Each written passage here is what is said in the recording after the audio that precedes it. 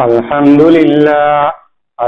لله لم يزل ولا يزال حيا قيوما عالما قديرا مدبرا سميعا بصيرا ونشهد أن لا إله إلا الله وحده لا شريك له ونشهد أن سيدنا ومولانا محمدا عبده ورسوله صلى الله تعالى على خير خلقه محمد وآله وصحبه أجمعين أما بعد أعوذ بالله من الشيطان الرجيم بسم الله الرحمن الرحيم يا أيها الذين آمنوا لا تدخلوا بيوتا غير بيوتكم حتى تستأنسوا وتسلموا على أهلها ذلكم خير لكم لعلكم تذكرون فإن لم تجدوا فيها أحدا فلا تدخلوها حتى يؤذن لكم وإن قيل لكم ارجعوا فارجعوا هو أزكى لكم والله بما تعملون عليم صدق الله مولانا العلي العظيم وصدق رسوله النبي الكريم. معزز سامعین کرام، ہماری محترم ماں اور بہنوں، اللہ تعالیٰ نے ہم سب کو آزاد پیدا کیا اور آزاد ہر کام میں ہم سب کو بنایا، لیکن ہم سب نے اپنے آپ کو مغربی تہذیب اور کلچر میں دن بدن گھیرتے ہوئے جا رہے ہیں اور اسلامی تشخص اور اسلامی تعلیمات سے دن بدن دور ہوتے جا رہے ہیں۔ وہی کام دوسرے لوگ اپنا کر کے اور زندگیوں میں سکون محسوس کر رہے ہیں، لیکن ہمارا حال یہ ہے کہ ہم ان تمام چیزوں سے دور ہوتے جا رہے ہیں۔ ہماری زندگیوں میں بے چینی دن بدن بڑھتی ہی جا رہی ہے اور روزانہ ہم یہ پروپیگنڈا کرتے ہیں اور روزانہ ہم یہ بات کرتے ہیں کہ ہم آزاد پیدا ہوئے، مجھے آزاد رہنا چاہیے، جیسے کہ حضرت عمر رضی اللہ تعالیٰ عنہ کا قول ہے کہ جب تم آزاد پیدا ہوئے تم کو کس نے غلام بنا دیا؟ ہم کو کسی نے غلام نہیں بنایا، لیکن ہم نے اسلامی تعلیمات کو چھوڑ کر ہم خود غلام بن چکے ہیں۔ جیسے اسلامی تعلیمات میں سب سے اہم اور امپورٹنٹ جز ہے پردہ، اور پردہ کی اسلام میں بہت اہمیت ہے۔ ہمارے ذہنوں میں صرف یہی بات ہے کہ پردہ صرف عورتوں کے لیے ہے، مردوں کو اس میں کچھ نہیں ہے، لیکن قرآن کریم سراسر اس بات سے انکار کرتا کہ پردہ صرف عورتوں کے لیے نہیں ہے، مردوں کے لیے بھی ہے، لیکن اس کے کیٹیگری، اس کا طریقہ کار سب الگ ہے۔ پردے سے پہلے ہمیں کچھ باتیں کرنی ہیں جو گھر میں دخول سے متعلق ہیں۔ جب ہم گھر میں داخل ہوتے ہیں تو اس کے طریقہ کار کیا ہونا چاہیے؟ در حقیقت گھر چار قسم کے ہوتے ہیں۔ پہلا گھر وہ ہے جس میں دو ہی فرد یعنی میاں بیوی اور اپنی فیملی کے ساتھ رہیں، اور دوسرا گھر ہے جس میں کہ میاں بیوی رہتے ہیں، اس کے علاوہ اور دوسرے بھی گھر کے محارم افراد جو ہیں وہ بھی رہتے ہیں۔ تیسرا گھر ہے جس میں اس کے علاوہ اور بھی افراد رہتے ہیں، اور کبھی بھی یہ بھی ہوتا ہے کبھی کوئی آ سکتا ہے، یہ نہیں رہتا ہے کہ اب کوئی نہیں آئے گا، تو کوئی بھی کسی وقت آ سکتا ہے۔ اور تیسرا گھر ہے جو رفاہ عام کے لیے ہوتا ہے، جیسے مدارس، اسکول، مسافر خانہ، اور اس کے علاوہ بہت سے ایسے ہیں جو رفاہ عام کے طور پر یوز کیا جاتے ہیں۔ تو یہ چار مقاصد ہیں اور چاروں مقاصد کو قرآن کریم نے بیان فرمایا۔ پہلے مقصد کو تو اس نے بیان فرمایا کہ یہاں پر یعنی جب میاں بیوی ہیں تو گھر میں دخول کی اجازت لینے کی کوئی خاص ضرورت نہیں ہے، جا سکتے ہیں، اس لیے کہ اسلام نے ان سے کوئی پردہ نہیں رکھا ہے۔ لیکن احتیاط کا پہلو یہی ہے کہ جب بھی جائیں اپنے گھر میں اور کوئی فرد نہ ہو صرف بیوی کے علاوہ، تو کم از کم اتنا ہونا چاہیے کہ ٹھکار کر یا کھانسی یا کسی اور حرکت سے کہ گھر میں اطلاع ہو جائے کہ ہاں کوئی آ رہا ہے۔ حضرت عبداللہ بن مسعود رضی اللہ تعالیٰ عنہ کی زوجہ محترمہ فرماتی ہیں کہ حضرت عبداللہ جب بھی آتے تھے تو باہر کھکال لیا کرتے تھے اور مجھے اطلاع ہو جاتی تھی کہ آپ تشریف لے آئیں، اور اس میں یہ ہوتا تھا کہ ہم کسی بھی حالت میں رہتے تھے تو اپنے آپ کو درست کر لیتے تھے۔ یہ حضرت عبداللہ بن مسعود رضی اللہ تعالیٰ کے زوج محترمہ کا قول ہے۔ دوسرا اگر وہ ہے جس میں میاں بیوی کے علاوہ دوسرے افراد بھی آ سکتے ہیں، ان کے آنے کی گنجائش ہے، کسی بھی وقت آ سکتے ہیں، اس کے بارے میں اللہ تعالیٰ نے قرآن کریم میں فرمایا یا ایھا الذین آمنوا لا تدخلوا بیوتا غیر بیوتکم حتی تستأنسوا وتسلموا علی اہلہا، اے ایمان والوں، اپنے گھروں کے علاوہ کسی گھر میں داخل نہ ہو، اپنے گھروں کے علاوہ کسی گھر میں داخل نہ ہو حتیٰ کہ ان کو مانوس کر لو، حتیٰ تستأنسوا، ان کو مانوس کر لو، وتسلموا علی اہلہا، اور اہل خانہ کو سلام کر لو۔ ایک مانوس کرنا، ایک استئذان، ایک استئناس، دو لفظ ہے۔ قرآن کریم نے استئناس کا لفظ استعمال کیا ہے، اور عام طور پر ہم استعمال کرتے استئذان یعنی اجازت طلب کرنا۔ استئناس کا مطلب ہوتا ہے کہ کسی کو اپنی بات سے مانوس کر لینا کہ میں وہ شخص ہوں جو آپ کے گھر میں داخل ہونا چاہتا ہوں، کوئی دوسرا فرد نہیں ہے۔ تو استئناس میں آپسی اخوت اور بھائی چارگی اور زیادہ ہو جاتی۔ استئذان میں ہوتا ہے کہ آدمی نے اجازت طلب کی کہ میں آیا ہوں۔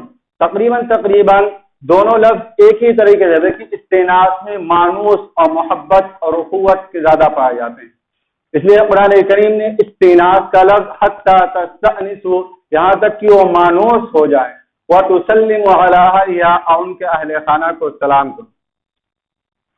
نبی کریم صلی اللہ علیہ وسلم ہمیشہ اس بات کی تاکید کرتے رہے اور لوگوں کو بتاتے رہے، اور اس وقت اس پر بھرپور طریقے سے عمل رہا، اور سب سے پہلا حکم یہی ہے قرآن کریم کا جس میں کوتاہی برتنا شروع ہوئی۔ سب سے پہلا حکم یہی ہے جس میں کوتاہی برتنا مسلمانوں سے شروع ہوئی ہے، اور یہیں سے پھر دوسرے احکام بھی آگے چلتے چلے گئے۔ ایک مرتبہ نبی کریم صلی اللہ علیہ وسلم کی خدمت میں ایک شخص حاضر ہوئے اور پوچھا، اے اللہ کے رسول، کیا میں اپنے گھر میں، اپنے خود کے گھر میں داخل ہوں تو اجازت طلب کروں؟ کہا ہاں۔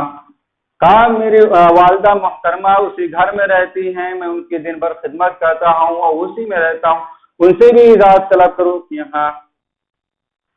نبی کریم صلی اللہ علیہ وسلم نے آخر میں فرمایا، کیا تم یہ چاہتے ہو کہ اپنی بیوی کو، اپنی ماں کو اس حالت میں دیکھوں کہ وہ اس حالت میں آپ کو دیکھا نہ جا سکتا ہو؟ کبھی بھی جب خواتین حضرات گھر میں اکیلی ہوتی ہیں، کسی بھی طرح رہتی ہیں، اگر ان کو معلوم نہیں ہوتا ہے تو وہ اس کیفیت سے ہم سب کو بھی دوچار ہونا پڑتا ہے، ہم سب کو ان کے سامنے اس دوچار ہونا پڑتا ہے۔ تو اس لیے ہمارے لیے مناسب اور موضوع یہ ہے کہ جب ہم اپنے گھروں میں داخل ہوں اور اپنے بچوں کو بھی اس چیز پر عمل کرنے کی ترغیب دیں۔ آج کل ہم مغربی تہذیب کے اس طرح دلدادہ ہیں کہ ہم انگلش میں اپنے بچوں کو سکھاتے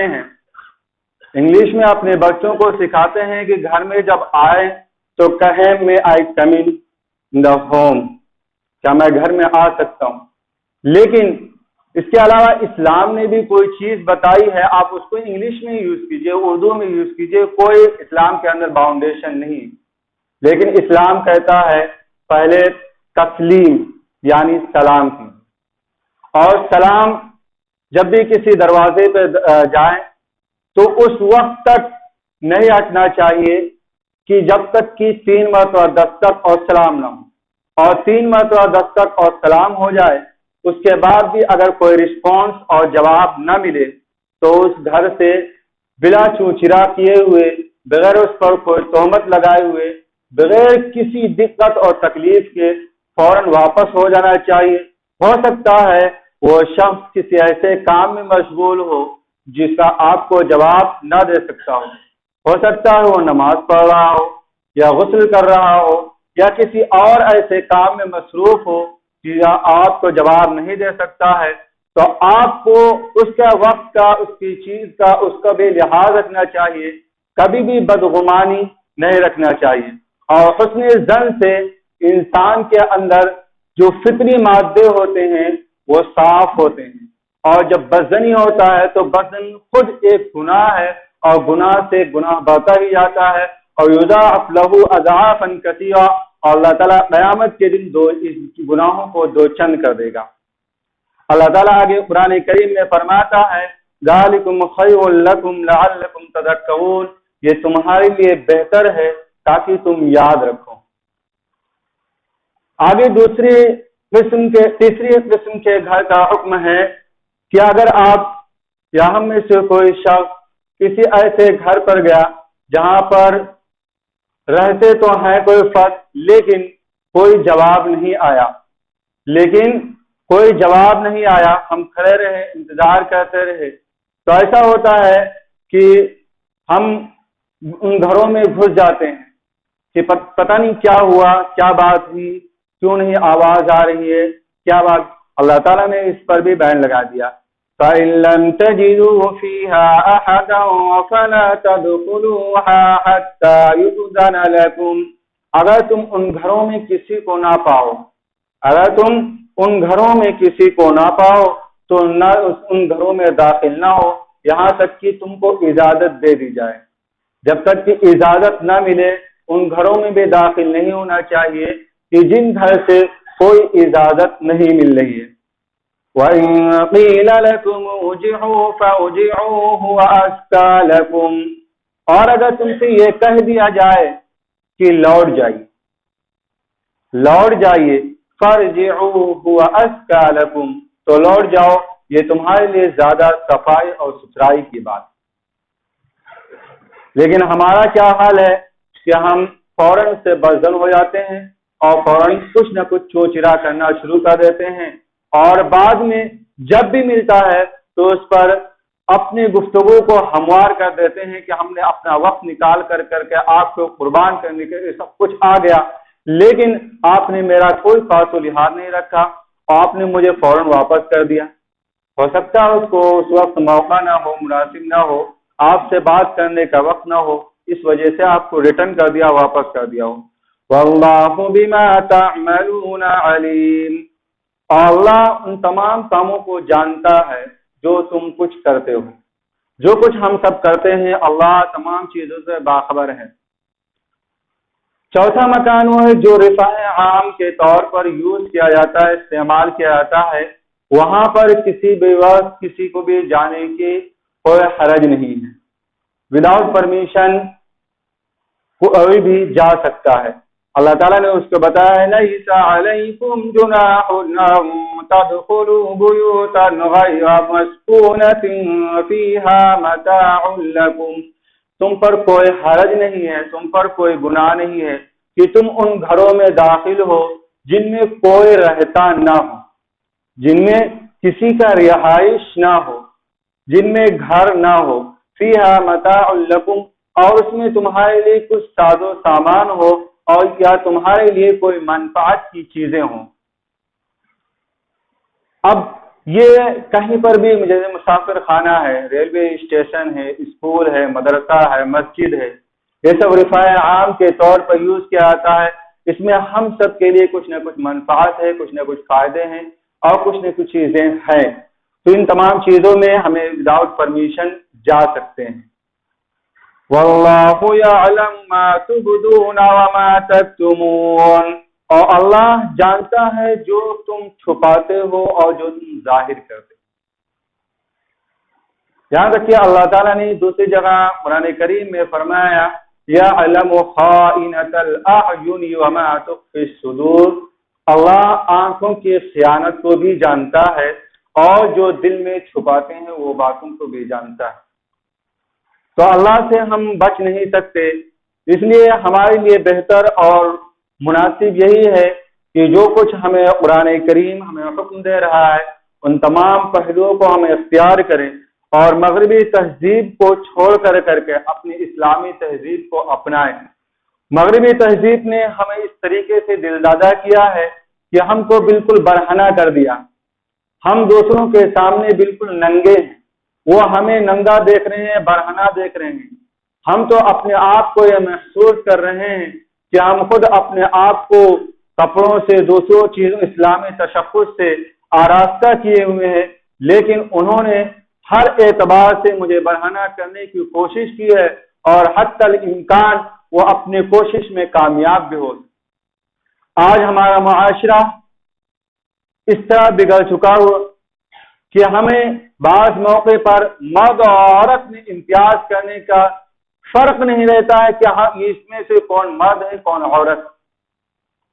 آگے قرآن کریم میں اسی کے متعلق بات ہوگی کہ اس طریقے سے ہمارا معاشرہ بگڑ چکا ہے، ہم مغربی تہذیب کے دلدل میں پھنس چکے ہیں، اور قرآن کریم کے اس پہلو کو انہوں نے کس طرح اڈاپٹ کیا ہے، کس طرح اختیار کیا ہے اور کس طریقے سے ان لوگوں نے اس پر عمل کیا ہے، لیکن ہمیں کان خبر تک محسوس نہیں ہوئی۔ ہم اپنی باتوں میں، اپنے کاموں میں اور تھوڑے سے اسلامی احکام کو بجا لانے میں بس اسی میں اپنے کو سکسیس اور کامیاب منحصر کرتے ہیں، اور دوسرے اسلامی تخصص جو ہیں، اسلامی فرائض جو ہیں، ان تمام کو درکنار کرتے ہیں۔ جس طریقے سے 5 ارکان ہیں جو اسلام کی بنیاد اور ستون ہیں، اسی طریقے سے دوسرے احکام بھی ہیں جو اسلام کی بنیاد اور ستون میں داخل ہوتے ہیں۔ اگر ان تمام کاموں کو انکار کریں گے اسلام کے دائرے سے خارج ہو سکتے ہیں، لیکن ہمارا عملاً پایا جاتا ہے، قولاً وہ انکار نہیں پایا جاتا۔ مثال کے طور پر ہم اپنی بچیوں کو پورا مردانہ لباس پہناتے ہیں، عملاً ہمارا کام ہوتا ہے لیکن قولاً نہیں ہوتا۔ اگر قولاً کوئی کہہ دے، اپنی بات سے کہہ دے، تو وہ کافر ہو جائے گا، اسلام کے دائرے سے خارج ہو جائے گا۔ تو ہمارا عمل ہی کیسا ہے جو ہم ان تمام چیزوں کو اڈاپٹ کرتے جا رہے ہیں، جبکہ پہلے پارے میں قرآن کریم نے فرمایا وَلَن تَرْضَىٰ عَنكَ الْيَهُودُ وَلَا النَّصَارَىٰ حَتَّىٰ تَتَّبِعَ مِلَّتَهُمْ کہ یہود و نصارہ کبھی بھی راضی نہیں ہو سکتے، کبھی بھی راضی نہیں ہو سکتے۔ اگر ان کے مذہب کی پیروی کر لی جائے تب بھی وہ راضی نہیں ہو سکتے۔ اگر ان سے کہہ دیا جائے کہ ہم تب آپ کے مذہب کی پیروی کرتے ہیں، ہم آپ کے مذہب کی اتباع کرتے ہیں، آپ کے مذہب میں جو جو چیزیں ہیں ان تمام چیزوں کو ہم اڈاپٹ کرتے ہیں، ہم اختیار کرتے ہیں، تب بھی وہ ہم سے راضی نہیں ہو سکتے۔ یہ ہمارا فرمان ہے، یہ قرآن کا فرمان ہے اور اللہ کا فرمان ہے۔ آگے پردے کے احکام کے متعلق 3 طریقے سے عموماً پردہ ہوتا ہے، جو مستورات کے لیے ہے اور مردوں کے لیے ایک ہی ہے جس میں مرد اور عورت دونوں شامل ہیں۔ آگے وقت کے اعتبار سے تمام چیزیں آتی رہیں گی۔ اللہ تعالیٰ نے قرآن کریم میں پہلے مردوں کو مخاطب کرتے ہوئے فرمایا قُل لِّلْمُؤْمِنِينَ يَغُضُّوا مِنْ أَبْصَارِهِمْ وَيَحْفَظُوا فُرُوجَهُمْ، اے نبی آپ ان مسلمانوں اور ایمان والوں سے کہہ دیجئے کہ اپنی نگاہوں کو پست رکھیں، اپنی نگاہوں کو نیچی رکھیں، وَيَحْفَظُوا فُرُوجَهُمْ اور اپنی شرمگاہوں کی حفاظت کریں۔ نبی کریم صلی اللہ علیہ وسلم نے ارشاد فرمایا کہ تم 2 چیزوں کو مجھے ضمانت دے دو، میں جنت کی ضمانت لیتا ہوں۔ پہلی چیز یہ جو 2 جبڑوں کے درمیان ہے یعنی زبان، اور دوسری چیز جو 2 رانوں کے درمیان ہے یعنی شرمگاہ۔ کہا ان 2 چیزوں کی مجھے ضمانت دے دو، میں جنت کی ضمانت لیتا ہوں۔ اور یہ 2 چیزیں ہمارے ہاتھوں سے نکلتی جا رہی ہیں۔ آج معاشرے میں نگاہیں نیچی کرنے کے بجائے ہماری نگاہیں ہمیشہ اوپر ہی چلتی جا رہی ہیں، ہر ایک کو تکنے پر ٹکی ہوئی ہیں۔ کیوں ان تمام چیزوں پر ہم کو مجبور کیا ہے؟ پہلے تو ہمیں مجبور کیا تھا ٹیلی ویژن نے اور اس کے بعد اب تو ہاتھوں میں بھی ٹیلی ویژن آ گیا، موبائل میں ہم ان تمام چیزوں کو دیکھتے ہیں جو عریانیت اور فحاشیت کا دعویٰ ہمیں پیش کرتے ہیں ہمارے سامنے. ان تمام چیزوں کو ہم دیکھتے ہیں، پھر ان تمام چیزوں کو ہم اپنی زندگی میں اتارنے کی کوشش کرتے ہیں. یہ ہمارا تہذیب اور کلچر بنتا جا رہا ہے. اور اللہ تعالیٰ نے ہم سب کو، میں نے پہلے ہی کہا تھا کہ ہم سب کو آزاد پیدا کیا تھا، لیکن ہم نے اپنے آپ کو خود ہی غلام بنا لیا. جب ہم آزاد ہوں گے تو آزادی کے ساتھ اسی طریقے سے زندگی گزار سکتے ہیں جہاں اللہ تعالیٰ کے احکام کو اپنے طریقے سے جو بھی اللہ نے حکم دیا ہے اس طریقے سے عمل کرنے کی کوشش کریں گے. اللہ تعالیٰ نے آگے فرمایا ہے ذالک ازکی لہم، یہ تمہارے لیے زیادہ پاکیزگی اور صفائی کی بات ہے. ان اللہ خبیر بما یصنعون، بلا شبہ اللہ تعالیٰ باخبر ان تمام کاموں سے جو وہ لوگ کرتے ہیں، یعنی جو ہم لوگ کرتے ہیں.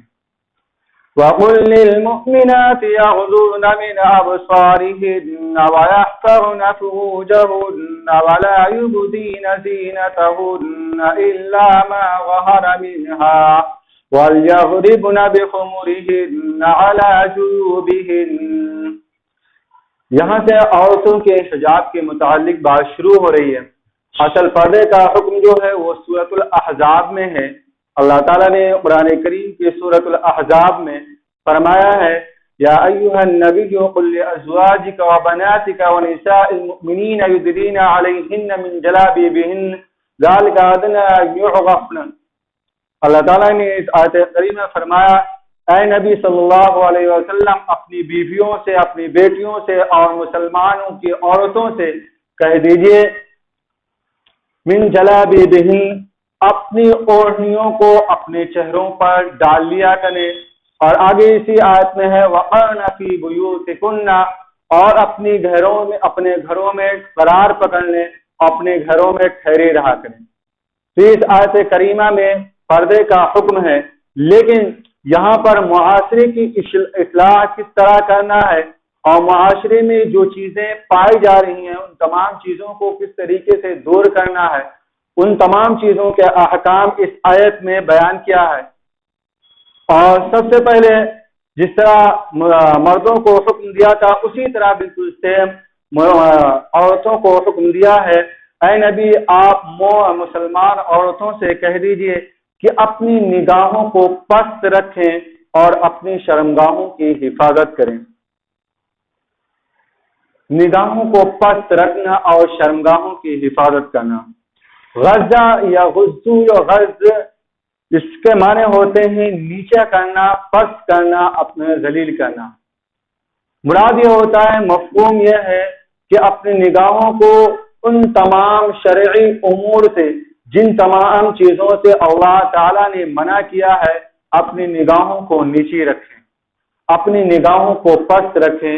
ان تمام چیزوں کی طرف ہماری نگاہیں نہ جائیں. اور شرمگاہوں کی حفاظت، اللہ تعالیٰ نے پہلے نگاہ کے پست کرنے کی بات کی ہے، اس کے بعد شرمگاہوں کی حفاظت. اس لیے کہ نگاہ جو ہے وہ شیطانوں کی تیر میں سے ایک تیر ہے، اور شیطان وسوسہ ڈالتا ہے اور ان تمام چیزوں کی طرف راغب کرتا ہے جن تمام چیزوں کے لیے اللہ تعالیٰ نے ہمیں کرنے سے منع کیا ہے. ایک مرتبہ ایک صحابی رسول صلی اللہ علیہ وسلم نے نبی کریم صلی اللہ علیہ وسلم سے پوچھا کیا پہلی نظر بھی جو اچانک سے پڑ جائے وہ بھی پردے کے حکم میں داخل ہے یا وہ بھی اس پر سے ہم کو گناہ ملے گا؟ نبی کریم صلی اللہ علیہ وسلم نے فرمایا کہ پہلی نظر جو ہے وہ معاف ہے. اسی طرح حضرت علی رضی اللہ تعالیٰ عنہ کا قول ہے کہ جس شخص کی پہلی نظر اچانک سے پڑ گئی ہو تو وہ معاف ہے. تو پہلی نظر ایک ہوتا ہے کہ اچانک سے پڑ گئی، ہم نے اس میں ہمارا کوئی ارادہ نہیں، نہ ہمارا قصد ہے، لیکن اچانک سے پڑ گئی اور ہم نے اپنی نظر کو ہٹا لیا تو یہ معاف ہے. لیکن دوسری نظر یہ ہے کہ ہم نے قصدن اس چیز کی طرف نظر کیا، یا ہمارا ارادہ نہیں تھا، قصد نہیں تھا، لیکن ہم نے جو ہی نظر کیا تو نظر جمائے ہی رکھا، تو یہ نہیں ہے کہ ہمارا کوئی ارادہ نہیں تھا، ہمارا کوئی قصد نہیں تھا، ہم نے یوں ہی نظر کیا تھا لیکن ہٹا دیا۔ اللہ تعالیٰ دلوں کی بھیدوں کو بھی جانتا ہے۔ ہم تو بندوں سے چھپا سکتے ہیں لیکن اللہ سے نہیں چھپا سکتے ہیں۔ تو زنا کا حکم اس سورت کا سب سے پہلی آیت جو ہے، پہلی کے بعد دوسری آیت جو ہے اس میں زنا کا حکم ہے، اور زنا کے حکم سے اس آیت سورہ نور کو شروع کیا گیا ہے۔ تو زنا کا پہلا اسٹیپ، پہلا قدم جو ہے وہ آنکھ ہے۔ جب آنکھوں سے آنکھ ملتی ہے اور اس کے بعد کام آگے بڑھتا جاتا ہے تو فحاشیت اور روحانیت کا درجہ کھڑا ہو جاتا ہے۔ اس کے بعد کوئی آگے پردہ اور حجاب نہیں رہ جاتا، کوئی پردہ اور حجاب نہیں رہ جاتا۔ تو مستورات کے لیے خاص طور سے پردے کا حکم جو ہے وہ 3 طریقے سے، ایک یہ ہے کہ اللہ سے پردہ، اور دوسرا ہے کہ نامحرموں سے پردہ، اور تیسرا محرموں سے پردہ۔ اللہ سے پردہ یہ ہے کہ جب ہماری مستورات نماز پڑھتی ہیں، نماز پڑھنے میں ان تمام چیزوں کا خیال رکھا جائے جن چیزوں سے ہمیں منع کیا گیا۔ پہلا حکم یہ ہے کہ جن چیزوں کو وضو کرتے ہیں تو وضو کرنے میں جتنا سطر ہمارا چہرے کا کھلا رہتا ہے اتنا ہی سطر ہمارے نماز میں بھی کھلا رہنا چاہیے۔ مثال کے طور پر جو سر کے بال کے اگنے کی جگہ سے لے کر تھوڑی کے نیچے تک، اور ایک کان کی لو سے دوسرے کان کی لو تک، یہ ہمارے وضو کرنے کا اتنا حکم ہے، اور اتنا ہمیں اگر نہیں کریں گے تو ہمارا وضو نہیں ہوگا، اور اس میں اگر بال برابر بھی خشک رہا تو وضو نہیں ہوگا۔ تو اتنا یہ ہے کہ اس میں پردہ نہیں کرنا ہے، اتنا چہرہ کھول سکتی ہیں۔ دوسرا یہ ہے کہ ہاتھ کی ہتھیلی یعنی پہنچوں تک، جس کو گٹا بھی کہتے ہیں، گٹوں تک اور پہنچوں تک اپنے ہاتھوں کو کھول سکتی ہیں نماز میں۔ اور تیسری چیز جو کھول سکتی ہیں وہ پیر ہے۔ پیر ٹخنوں کے نیچے تک، ٹخنے بھی نماز میں ڈھکے ہوئے ہونے چاہیے۔ اگر 3 تسبیح کی مقدار یعنی سبحان اللہ سبحان اللہ سبحان اللہ اگر آرام سے 3 مرتبہ کہا جائے، اس کی مقدار اگر ٹکنا یا اس کے علاوہ کوئی عضو بھی کھلا رہ جائے نماز میں تو نماز نہیں ہوتی، نماز فاسد ہو جاتی ہے۔ 3 تسبیح کی مقدار، تو یہ اللہ ان کے علاوہ تمام چیزیں جو ہیں وہ پردے کے حکم میں داخل ہیں۔ پردے کے حکم میں اللہ سے پردہ ہے، ہمیں نماز میں مستورات کو پردہ کرنا ہے، یعنی چہرہ کھول سکتی ہیں، پہنچوں تک ہاتھ کھول سکتی ہیں، اور ٹخنی کے نیچے پیر کھول سکتی ہیں۔ اس کے علاوہ اور کوئی بھی عضو نماز میں کھولنے کی اجازت نہیں ہے۔ دوسرا پردہ جو نامحرموں سے ہے وہ ہے تمام جسم کا پردہ، خواہ وہ چہرہ ہے یا ہاتھ ہے، پیر کا نہیں۔ لیکن چہرہ خاص طور سے ہے، ہاتھ کو بھی نامحرموں کے سامنے کھولا جا سکتا، لیکن اگر فتنے کا اندیشہ نہ ہو اور اگر کہیں پر ضرورت ہو تو وہاں پر چہرے کو بھی کھولا جا سکتا ہے۔ اس طریقے سے شریعت میں کوئی باؤنڈیشن، کوئی قید نہیں لگائی ہے کہ اگر ضرورت بھی ہو اس کے بعد بھی کھولا نہ جا سکے۔ تو ضرورت کے وقت مستورات اپنے چہرے کے پردے کو بھی ہٹا سکتی ہیں۔ یہ نامحرموں کے سامنے پردہ ہے۔ محرم کون لوگ ہیں اس کے متعلق آگے قرآن کریم کی اسی آیت میں پوری بات آ رہی ہے، اور محرموں سے پردہ یہ ہے جو اللہ تعالیٰ نے آگے قرآن کریم میں فرمایا ہے، وَقُلْ لِلْمُؤْمِنَاتِ يَغْضُضْنَ مِنْ أَبْصَارِهِنَّ وَيَحْفَظْنَ فُرُوجَهُنَّ وَلَا يُبْدِينَ زِينَتَهُنَّ إِلَّا مَا ظَهَرَ مِنْهَا۔ اے نبی، آپ مومن عورتوں اور مسلمان عورتوں سے کہہ دیجئے کہ اپنی نگاہوں کو پست رکھنے اور اپنی شرمگاہوں کی حفاظت رکھیں اور اپنی زینت کو ظاہر نہ کریں مگر وہ جو ان سے ظاہر ہو جائے. یعنی اگر وہ کپڑا پوری طریقے سے پہنے ہوئے ہوں یا حجاب پوری طریقے سے پہنے ہوئے ہوں، ہوا کے جھونکوں سے یا کسی کام کو کرنے سے ان تمام چیزوں کو جن کا اللہ تعالیٰ نے پردے کا حکم دیا ہے ان تمام چیزوں کو چھوٹ جائیں اور وہ اس سے اڑ جائیں اور وہ کھل جائیں خود بخود، تو اس پر اللہ کی کوئی گرفت نہیں ہے. وَلْيَضْرِبْنَ بِخُمُرِهِنَّ عَلَى جُيُوبِهِنَّ، اور اپنی اوڑھنیوں کو اپنے گریبان پر ڈال لیں.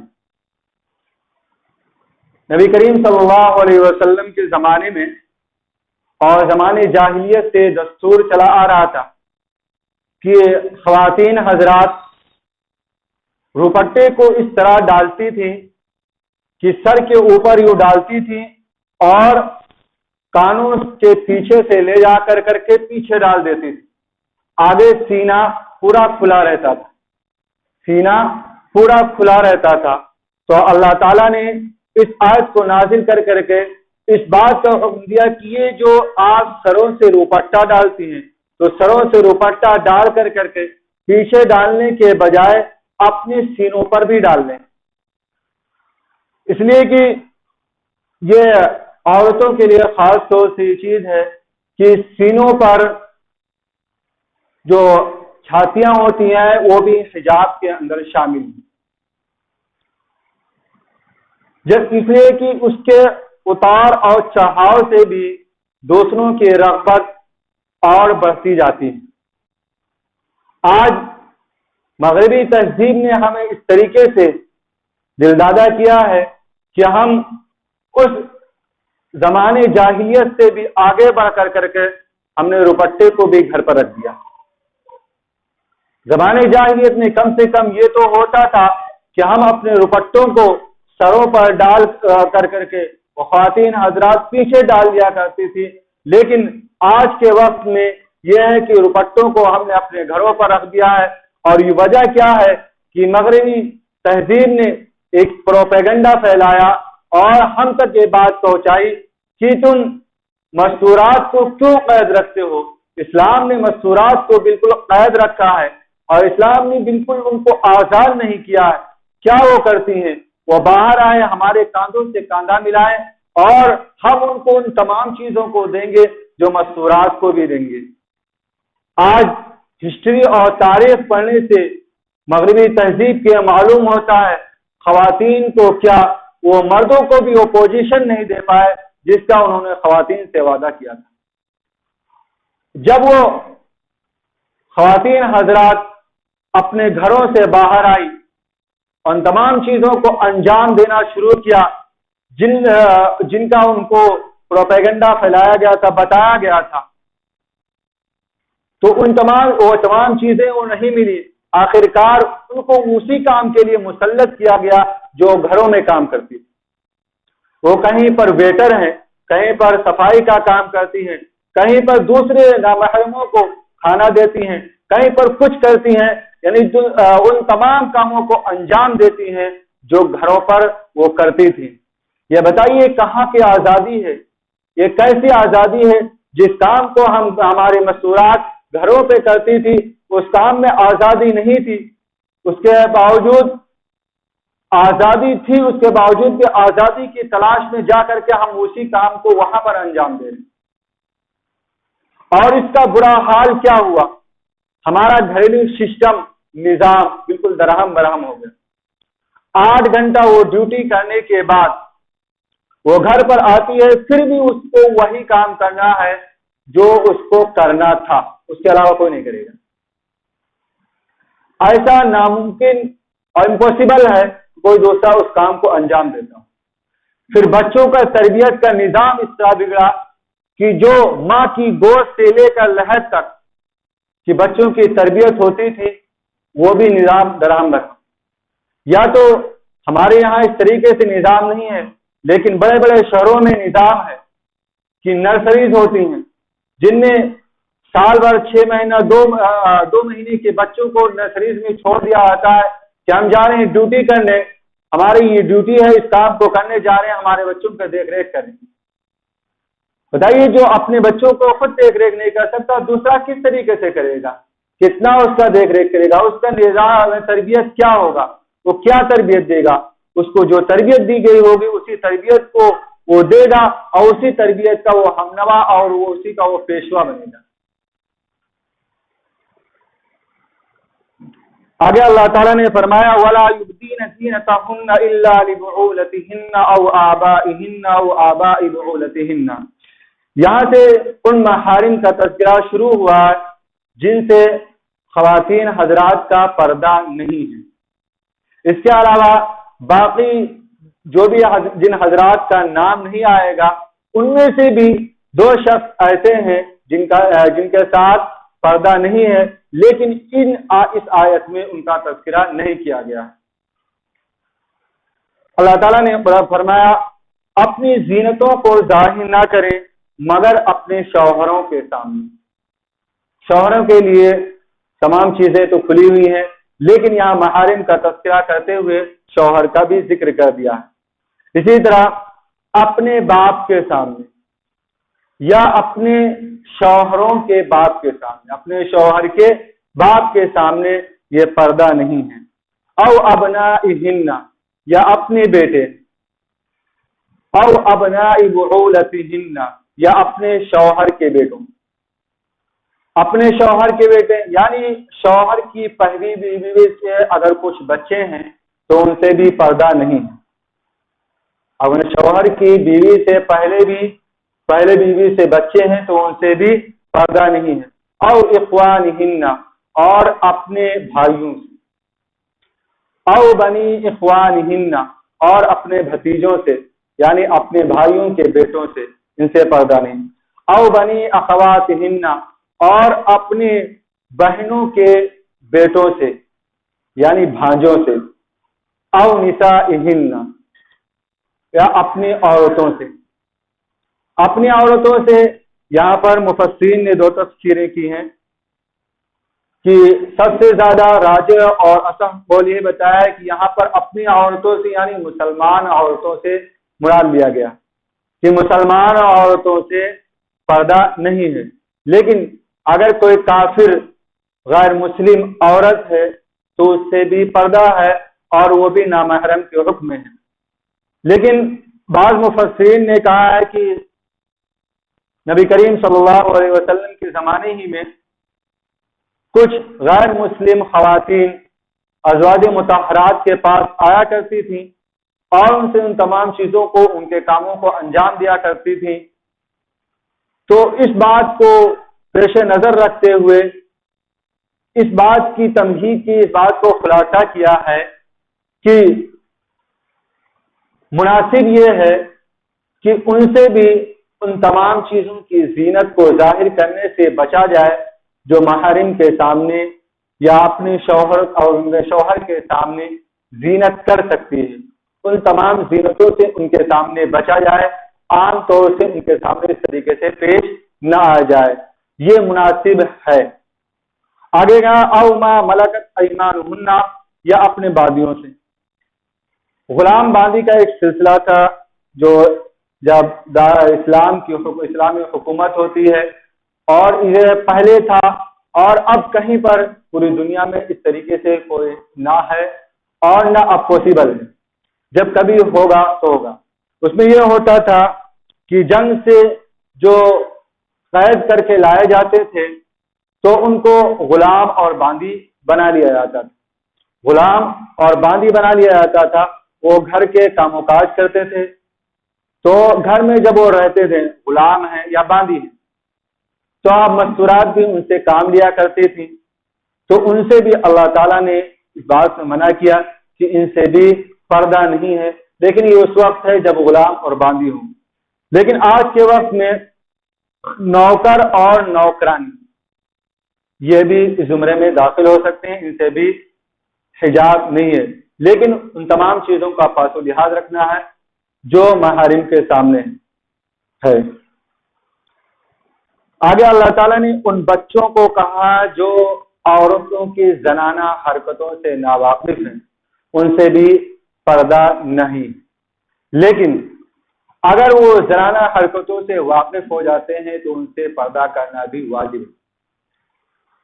آج کے ہمارے معاشرے میں 7 سال کا بچہ بھی ان تمام چیزوں کو جان جاتا ہے جو اس سے پہلے آپ جائیے، آپ 10 سال پہلے ہی جائیے تو 20 سال کا بچہ ان تمام چیزوں کو نہیں جان سکتا،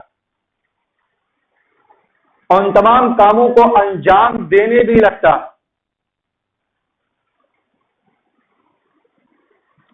یا ہمارے لیے ٹی وی اور موبائل نے یہ ہمیں آسان کر دیا، اس لیے ایسے بچوں کو بھی نظر رکھنا ہے کہ اگر اس طریقے سے بچے ہیں تو ان سے بچنا، اور حتی الامکان کوشش کرنا ان سے بھی بچیں۔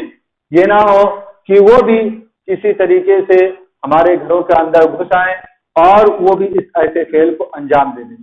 ایسا تو ناممکن ہے، لیکن پھر بھی ہمارے اسلام نے جس بات کا حکم دیا ہے اس بات کا ہمیں پاس و لحاظ رکھنا ہے۔ اب الطفل الذی لم یظہر علی عورات النساء، اور یا ان بچے جو عورتوں کی زنانہ حرکتوں سے ناواقف ہیں، وہ نہیں جانتے۔ ولا یضربن بارجلہن لیعلم ما یخفین من زینتہن، خواتین کا آج کل یہ اہم رول ہے، اپنے حرکتوں سے، اپنے نقل و حمل سے، اپنے کردار سے دوسروں کو بتانا ہم اس کیفیت کے ہیں، ہم اس کیفیت کے ہیں، ہم اس حرکت کے ہیں، ہم اس لائق ہیں۔ آج کل عام طور پر بہت سے خواتین جو اسلامی تاریخ، اسلامی تاثیر، اسلامی تشخص سے خاص طور سے ناواقف ہیں، وہ خواتین پائل کو یا چوڑیوں کو اس طرح پہنتی ہیں جو راستے میں بچتا ہوا جاتا ہے، اور دوسروں سے اس کی شناسائی ہو جاتی ہے یہ کس عمر کی لڑکی ہے اور کس لائق ہے، کس کے کیا ہے، ان تمام چیزوں کو اس کے نقل و حمل سے واقف ہو جاتا ہے۔ تو اللہ تعالیٰ نے اس پر بھی بین لگا دیے، وَلَا يَضْرِبْنَ بِأَرْجُلِهِنَّ لِيُعْلَمَ مَا يُخْفِينَ مِن زِينَتِهِنَّ، اپنے پیروں کو نہ ماریں، اپنے پیروں کو زمین پر نہ ماریں، تاکہ وہ جان لیں جو وہ اپنی زینتوں کو چھپانا چاہتی ہیں، وہ اپنی زینتوں کو چھپا کر رکھنا چاہتی ہیں۔ جب زمین پر پیروں کو زور سے ماریں گے تو اگر گھنگرو نہیں ہے تو ویسے ہی جو بھی پائل ہے یا چوڑی ہے تو وہ بھی بجے گا۔ تو اللہ تعالیٰ نے اس پر بھی یہ بیان لگایا۔ یہ 12 چیزیں تھیں، 12 محارم تھے جن کا اللہ تعالیٰ نے اس آیت میں تذکرہ کیا ہے، لیکن 2 محرم ہیں، ماموں اور چچا، ان 2 کا اس میں تذکرہ نہیں، لیکن ان 2 سے بھی حدیث کی روح سے آتا ہے کہ ان 2 سے بھی پردہ نہیں ہے۔ یہ جتنے بھی نام گنائے گئے ہیں میں بالترتیب ایک ایک کا نام گنا دیتا ہوں، ان سے پردہ نہیں ہے، باقی ان کے علاوہ جو بھی حضرات ہیں ان تمام سے پردے کرنے کا حکم ہے۔ پہلا شوہر، دوسرا شوہر اپنا باپ اور شوہر کا باپ، 3، اور اپنے بیٹے اور اپنے شوہر کے بیٹوں، یعنی دوسری شوہر کے دوسری بیوی سے جو بچے ہیں، اور اپنے بھائی اور اپنے بھائی کے بیٹے یا اپنے بھتیجے اور یا اپنے خواتین یعنی مسلم خواتین یا اپنی باندیا، یا ایک بیچ میں چھوٹ گیا تھا، ایک طفیلی حضرات ہوتے ہیں، اور التابعین غیر اولی الاربۃ من الرجال، طفیلی حضرات ہوتے ہیں جو ایسے ہی مانگتے رہتے ہیں، کھانے پینے کی صرف ان کو ضرورت رہتی ہے، وہ کبھی کبھار ایسے ہوتا ہے کہ وہ گھروں میں گھس آتے ہیں، کھانے کی ضرورت کی وجہ سے وہ کسی کام کے نہیں ہوتے ہیں، نہ ان کے عورتوں کے حقیقت حال سے شناسائی ہوتی ہے، نہ وہ جانتے ہیں، لیکن ان میں سے ایک مخنث ہوتا ہے جن کو میٹا بھی کہا جاتا ہے، وہ بھی ہے۔ لیکن ایک مرتبہ ایسا ہوا کہ حضرت عائشہ صدیقہ رضی اللہ تعالیٰ عنہ بیان فرماتی ہیں کہ ایک مخنث تھا، ہجڑا تھا، جو اکثر آیا کرتا تھا ہم لوگوں میں ازواج مطہرات میں، اور ہم لوگوں سے باتیں کرتا اور تمام چیزوں کو یعنی باتیں کرتا، کھاتا پیتا، تمام چیزیں کرتا۔ لیکن ایک مرتبہ نبی کریم صلی اللہ علیہ وسلم نے دیکھا تو نبی کریم صلی اللہ علیہ وسلم نے اس سے منع کر دیا۔ کیوں؟ اس لیے کہ وہ بھی کچھ نہ کچھ حکم عورتوں کا رکھتا ہے اور کچھ مردوں کا حکم رکھتا ہے، اس لیے اس سے بھی منع کیا ہے۔ لیکن ان افراد سے جو طفیلی حضرات ہیں یا ہاکر جس کو بولتے ہیں، اب تابعین، شیری لگانے والے، کسی کام کے نہیں ہوتے ہیں، ان سے بھی پردہ نہیں۔ آگے اب الطفل الذین لم یظہروا علی عورات النساء، یا وہ بچے جو اپنا عورتوں کی زنانہ حرکتوں کو جانتے نہیں ہیں۔ آخری حکم ہے ولا یضربن بارجلہن لیعلم ما یخفین من زینتہن، اور اپنے پیروں کو اس طرح نہ ماریں تاکہ وہ لوگ جان جائے ان کے زینت کی مخفی چیزوں کو۔ اللہ تعالیٰ نے اس کے بعد ہم سب کو یعنی عورتوں اور مردوں دونوں کو ایک ساتھ حکم دیا کہ اس حکم پر عمل کرنے میں کچھ نہ کچھ کوتاہی ہوگی۔ یقینی بات ہے کہ اللہ کی اس حکم کو پورا کرنے میں کچھ نہ کچھ کوتاہی ہوگی، تو اللہ تعالیٰ نے فرمایا وَتُوبُوا إِلَى اللَّهِ جَمِيعًا أَيُّهَا الْمُؤْمِنُونَ لَعَلَّكُمْ تُفْلِحُونَ۔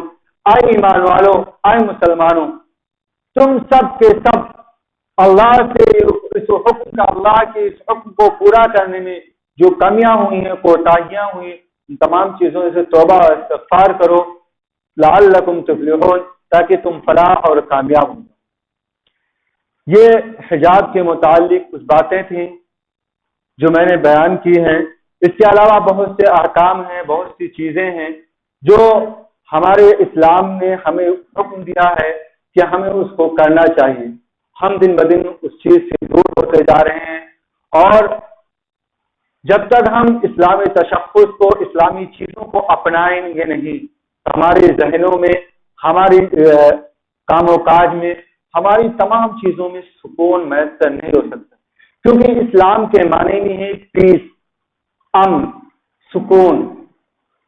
تو جس چیز کے معنی ہیں پیس، امن اور سکون کی، اور ان تمام چیزوں کو ہم نظر انداز کر دیں اور اس کے بعد ہم دوسرے کاموں میں سکون اور امن تلاش کریں، تو یہ کہاں ہو سکتا ہے؟ ہم سب کا ایمان و عقیدہ ہے کہ اللہ تعالیٰ نے ہم سب کو پیدا کیا ہے اور ہم سب پر ایک احکام مسلط کیا ہے، اور وہ احکام کے مطابق ہمیں زندگی گزارنا ہے۔ اگر ہم اس احکام کے مطابق اپنی زندگی کو گزاریں گے تو ہم اس دنیا میں بھی سرخرو ہوں گے اور آخرت میں بھی سرخرو ہوں گے۔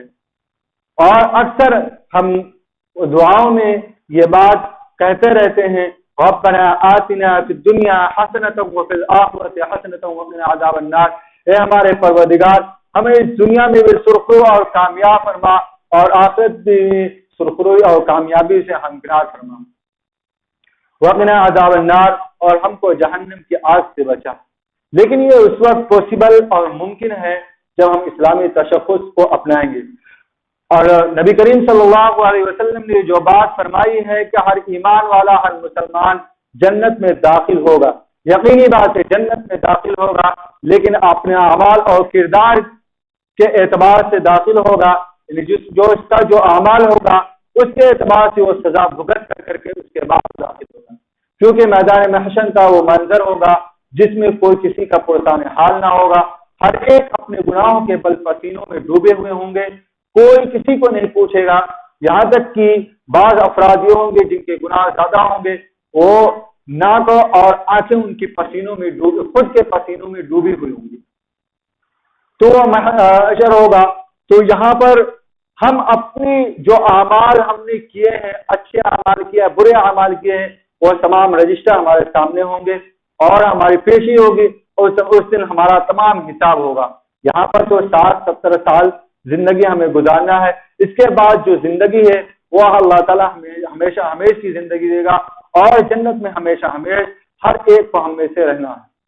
تو ہم میں سے ہر ایک عزم کرے اور تحیہ کرے اور ارادہ کرے کہ ہمیں جو بھی ہماری زندگی بچی ہے اور جتنا ہم سے ممکن ہو سکتا ہے، پاسبل ہے، اتنا ہم اسلامی تشخص اور اسلامی اسلام نے جن باتوں کا ہمیں حکم دیا ہے، جن باتوں سے ہمیں منع کیا ہے، ان تمام چیزوں کو ہم کریں گے، اور ان تمام چیزوں سے جن چیزوں سے ہمیں منع کیا ان تمام چیزوں سے ہم روکیں گے۔